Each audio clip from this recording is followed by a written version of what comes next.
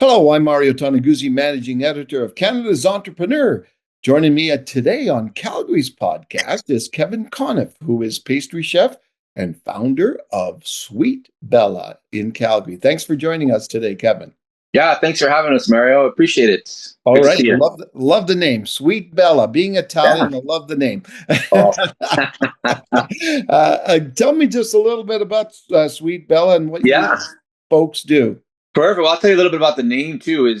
We love to travel, my wife and I, and we love Italy. We've been up and down Italy all over the place, so that's a sweet spot. And being a native New Yorker, I grew up around the New York City area. A Oh, lot of my friends are Italian and grew up in pizza places and all kinds of fun stuff. So we tried to come up with a name of the company that reflects a little bit about my wife and myself. And my wife's her maiden name is Belle. So we came up with Sweet Bella, like sweet, beautiful. And it just kind of has a nice ring to it. And it took off. And we started making chocolate bars. And that's what we started with. I grew up mostly in retail bakeries. And I learned so much, Mario, about the different things that you can't do and shouldn't do, and just a couple of things I haven't learned a couple of tricks about the things that you can do. So, a good, great loaf of bread, Mario, it's good for a day or two. You can't ship it. You can't hold it for a month. So I was looking for products that has a shelf life of at least 6 months to a year and something that's shippable. So we dabbled with a lot of different products. We came up with solid chocolate bars. So we make 50-gram chocolate bars. We hand make and hand wrap everything right here in Calgary. We use local products whenever we can. So we use a tea from a local tea shop, and we use printers from Calgary. We try and keep everything kind of home, very, very close to home. okay. Excellent. When did you start the company? I started the company about 7 years ago. It was kind of a fluke. As you might know, I still work as a pastry instructor at SAIT. And a good friend of mine had this little tiny chocolate business going out of his house. And he was getting ready to move back to Poland. He was ready to retire. And he looked at me and he said, "Hey, you want to take this and run with it?" It wasn't named. It wasn't anything. He had one account. And I said, "You know what? I think I can make a go at this." And I opened it up with one account, rebranded the whole thing, opened it up, and all of a sudden, two accounts, three accounts turned into a business, and then a couple of markets, and it just started to slowly take off, and got to a point where I had to rent some kitchen space and keep moving, and lo and behold, COVID hit. Most of my business is done through retail traffic in and out of stores. We're a wholesaler at the moment, so we're banking on the Sunterras of the world and the Costco, or not the Costco's, but the retail sector to carry our product and be able to sell it. So when COVID hit, we almost lost the whole thing. And I had to kind of rethink it and decide, should I keep going? Should we keep doing this? And it's a labor of love. I mean, I really love to do it. A lot of work, as you know, and anything in the hospitality or the restaurant or the chocolate world, costs go up, everything you got to watch. I have two boys that I cherish dearly, and my 16-year-old now and my 14-year-old are like my biggest fans. They kind of cheer me on. Yeah. So, how does somebody from New York end up in Calgary? Oh, the love story. My wife is Canadian. I'm Canadian now too. I've been here 17 years, but Okay. we were both living in New York City, and we wanted to start a family. And we decided, hey, are we going to, make this New York City thing work, or should we relocate? And we're big travelers, so her family is from Calgary, so we decided to move up. And it just actually worked really easy. She's a dietitian, and she was working in hospitals in New York City. She got transferred up, no problem. And I got lucky enough to work for the Delta Lodge in Kananaskis, which is now the Pomeroy. So they brought me up, and it worked really easy. This was a long time ago, so visas were a little easier to get, and became permanent resident, now a citizen, and this is home for sure. I'm raising my family here, and we've been here about 17, 18 years now. So Oh, wow. yeah, so Canada's home. Even though I've got my New York hustle in there, and you get me going about food and culture and different things, like I could throw on a little Tony Soprano accent if I still have it. So, how did you get into all this? Like, how did you get into Yeah. becoming a pastry chef? Was that, Well, yeah. it was kind of a fluke a little bit. I grew up in a small hamlet called Hopewell Junction. It's about an hour north of New York City. And when we were young kids, 13, 14 years old, all of our friends and family, their parents were, so a lot of more immigrants, and they said, "Hey, you boys got to get a job. There's no more free ride here." So a friend of mine got a job at a bakery as the dishwasher. And the only way he could not be the dishwasher anymore, he could be promoted to making bagels and croissants and all kinds of fun stuff, was he had to find a replacement. So he tapped me in. I really didn't know what I was getting myself into. And I became a dishwasher in this bakery, and it was just absolutely wild. It was like way before the Cake Boss. You know, there was very loose human resource rules and stuff like that. It was like a Yeah. $350 an hour job, and you just kind of hung out with all these cast of characters. And I just thought it was wild. They were all older than me. It was like hanging out in a tree fort, and you were learning something, you know. And all of a sudden, after a couple months, I'm like, I actually know how to do that. It was like the Karate Kid, you know, where you do all these exercises and all of a sudden you just kind of know it. So I just picked up on the language. I was lucky enough to find something that I loved really, really early. And then I just kept working my way through different ranks, different European pastry shops. They're all over, sprinkled all over the New York and the tri-state area. The Culinary Institute of America, as you know, is right there as well too. So I went to school there and did a hard knocks training there.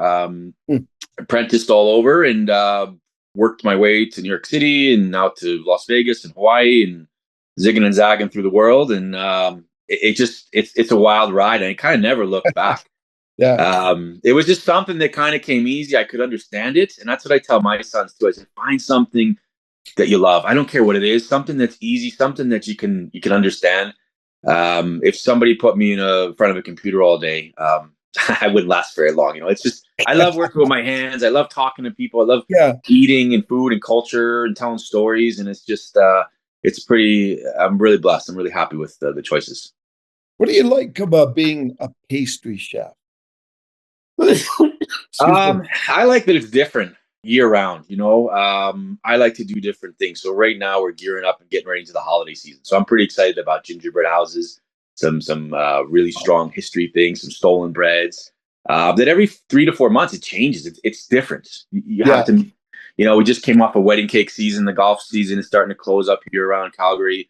So Oh, yeah. that's done. We'll get into some different stuff for the fall. And then you got Mother's Day and Easter and all these different things along the horizon. You can be just so creative. And now with everything on YouTube and different, Instagram and everything, everybody's putting up videos. So you can just learn so many different techniques so quick, Yeah. or at least try it. You know, some things online are not as easy as they look, you know, so you, you have some fails and you have some wins, and it's Yeah. just neat. It's just really, really neat. And, with chocolate, it's a pretty good medium to work with. And I always Yeah. tell my students too, if it goes bad, it doesn't work, you just eat it. It's not a big deal. It's not brain surgery. So like, what's the big deal, right? Try it again. So Yeah. Yeah. If it doesn't come out the right shape, that's right? okay. Yeah, That's you can melt it down. You can make a hot chocolate mix with it or something. You know, there's ways out, right? So yeah. Tell me just a little bit about your teaching there at SAIT. You know, yeah, how long have you been doing that? yeah. I've been there. My son's 16, so I've been there about 17 years now. Just Oh finishing up my. 17 years. Yeah. When I first started, I had a full head of hair, believe it or not. So, um, and I get a little older there. It's been awesome. State's fantastic. You know, they provided and still do provide the wonderful work life balance that I was looking for when I was starting a young family. They hire fantastic industry experts and train us to be teachers. Yeah. Lots of supports and lots of things to do. Yeah, state of the art equipment. We're constantly growing and putting new products there. The talent they attract, it's just fantastic. It allows me to grow as well too. Where if you're working somewhere as a pastry chef, you're kind of on your own island by yourself. You're trying to, be the best. Or trying to do creative things where I'm lucky enough to work with 16 to 18 different pastry chefs from all over the world. So if I ever have a bread question or a Danish question, I look around and I'm surrounded by 5, 6 experts at all times, and we Yeah. love to chat and talk and bounce ideas. Maybe you should do this. Maybe you should. Did you see this? Did you see that? So it's just a wealth of knowledge there, and I'm super excited to be a part of it. When you're talking to your students when they first come in, what are the reasons that they give for wanting to do this? Yeah, a lot of it is based from home, I think. Mom, dad, or somebody showed them a favorite cookie recipe, Yeah. or that's generally the love. The second is probably a lot of people want to become entrepreneurs. and they want to open up their own cake shop or their own, Yeah. pastry shop, things like that. And that's kind of where I step in, and I try to, teach them a little bit about business. Some of my students have called me the dream crusher because I crush it right away. Like, it's numbers. It's all about numbers. You get into it because you love it and you want to be able to do nice pastry and you want to, but as soon as you start opening up a business and you take out a mortgage and you're renting equipment, like, oh boy, it'll haunt your dreams, Mario, So Yeah.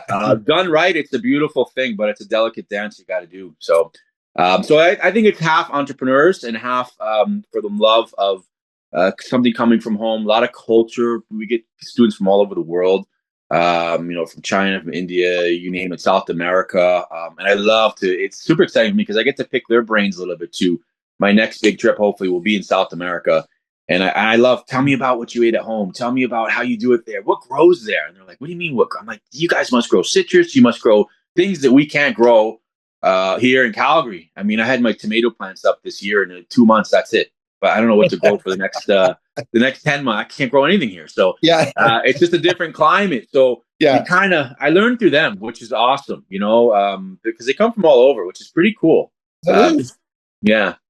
Yeah. So let's talk a little bit about being an entrepreneur. What, Okay. when you first set up Sweet Bella, like, Yeah. what were some of the biggest challenges you had to overcome?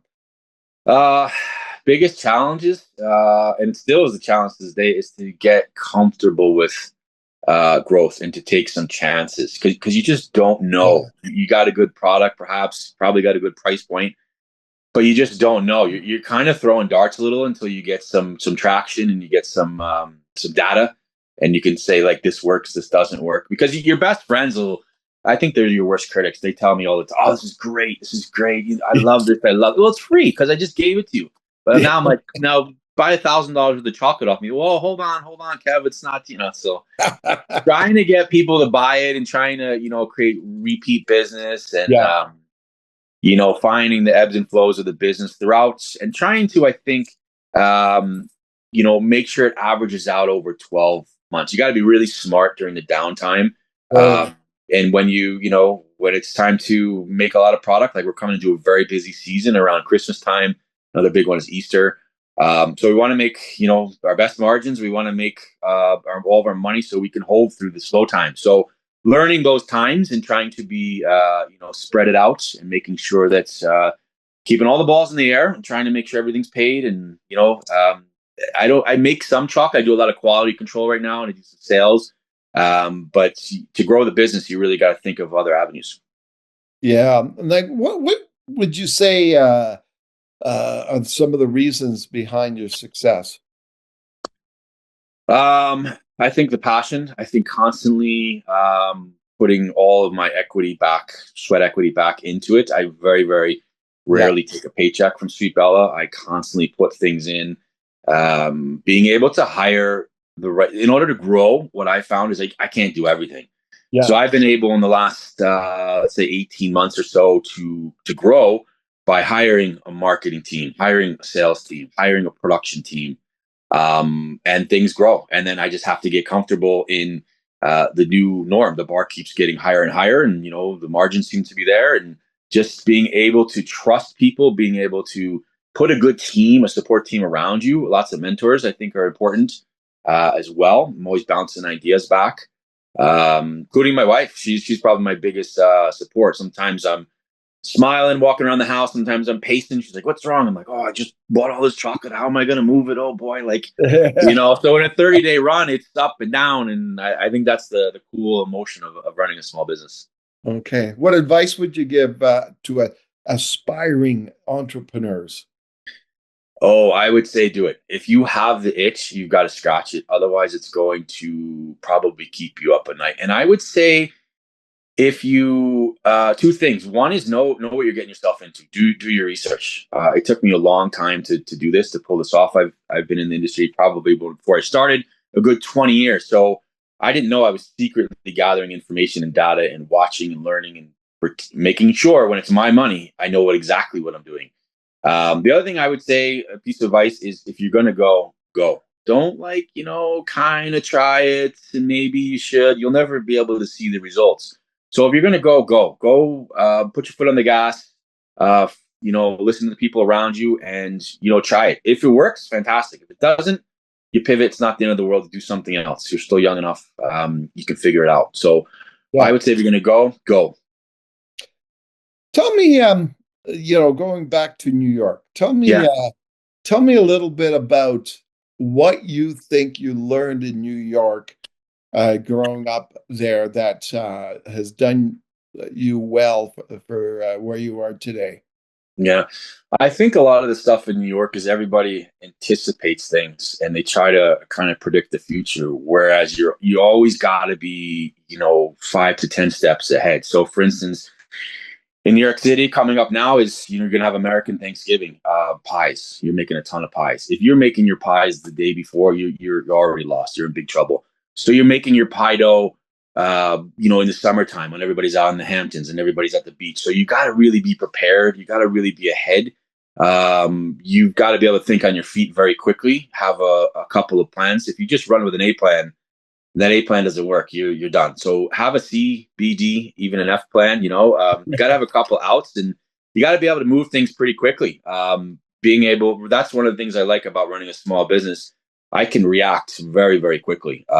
It's just kind of me, and a few others making decisions. But larger places, sometimes an idea takes 2, 3 years to get off the ground and materialize, where I can turn something very, very quickly. So yeah, I think I learned a lot in watching that and always being ready. Employees sometimes can be really, really awesome. Sometimes they can be a thorn in your side. People are humans. They get sick. Yep. Things, they're not machines. We break down. We need time off. We need vacation. So being able to plan for certain things, and plan them hopefully the right way. I mean, it doesn't always work out, but kind of knowing and kind of guessing what's going to happen next. And I think every year you do that, you gather some more data and you're able to kind of put your best guess forward. And it's still a guess. Yeah, yeah. Do you miss it? What, New York City? Yeah. I do. It's a young person's game there. I push most of my students to go there. I do miss it a little bit. I've got my eye on maybe a small apartment there. I'd like to kind of pop in and out for the good times, like yes, the St. Patrick's Day parade, the Thanksgiving Day parade, go watch the tree lighting. Like every couple of months, there's some cool things. So, I was just back in July with my sons. We went to a Yankees game. I paid a small fortune to watch Aaron Judge strike out 3 times. That was not very good, but yeah, it's got a hustle and bustle. It's got the same heartbeat that I remember, but I'm different. One of the best things my mother told me was, the past is never where you left it. So if you go back every 10 years and you expect to pick up exactly where you left off, Yeah. you'd be fully mistaken. So, yeah, I'd like to drop in and out. Maybe we'd love to travel too. New York has a different heartbeat to it than the rest of the world. Yeah. Yeah. So it's pretty wild, and I will go back. It's part of me. It's going to always be there. It's a little bit in my sons. I can see it. The cool thing going back this year is, they're older. Last time I brought them back, they were, 8 to 9 years old. And they kind of didn't know what was going on. But now I got a 16-year-old and a 14-year-old. He looked around and he talked to some of my old childhood friends that I'm still very good friends with. And he's like, oh, now I understand you, Dad. Now I know what you mean by when you say this and that. And these little zingers. So it was really cool for my boys to see a bit more of my core and understand it as they get older. So we go back, every year and a half, 2 years, depending on, weddings, funerals, different types of things. But I like to see the rest of the world as well, too. But yeah, it's there, when I watch the news media from New York and when things pop up, and I do miss it. It's always going to be there. Okay. And what do you like about Calgary, and more specifically about being a business owner in Calgary? Yeah, Calgary's pretty awesome, right? It's kind of where I come from, a huge, bunch of people there. Calgary, a couple million people. It's the community connections. The support here is absolutely incredible. It feels like everybody knows everybody on a first name basis. And I love to do business like that. That's one of my favorite things, is to go to different shop owners and find out what makes them tick and learn about different people. We're growing like crazy here, and it's awesome to see that growth. Being able to take a flight from Calgary anywhere almost in the world right now. It didn't used to be like that. The Yeah. mountains are incredible, world class skiing and stuff like that. My wife keeps teasing me. Her bucket list trip is to go to Japan and ski, and I'm like, what are you talking about? Look at people come from all over the world to go to Lake Louise. I got Yeah. to take my skis all the way to Japan. Yeah, it's beautiful there, but like the stuff that we have within an hour of Oh, our doorstep, hour and a half, it's world class stuff. yeah, So it's kind of a exactly. hidden gem, you know. If I could add one thing, I'd say add a little heat and maybe the ocean, but that's not going to happen. But everything else is pretty awesome. This food scene is incredible. There's so much talent here. It's always changing. The hockey scene is just about ready to explode. The Calgary Flames are doing great, and they're getting that new arena, so everybody's excited about that. So we're seeing some tremendous growth, which I don't think we saw over the last maybe 5 to 7 years, and I'm really excited about it. I like lots of people. I'm kind of a city person, so I like to see the growth, and I welcome it. So I like to see things getting really busy. It's good. All right, super. Well, thanks so much, Kevin, for joining us today. Yeah, thanks for having me. Appreciate it, Mario. Okay, great. That was Kevin Conniff, who is a pastry chef and founder of Sweet Bella. I'm Mario Toneguzzi, managing editor of Canada's Entrepreneur. Thanks for joining us today.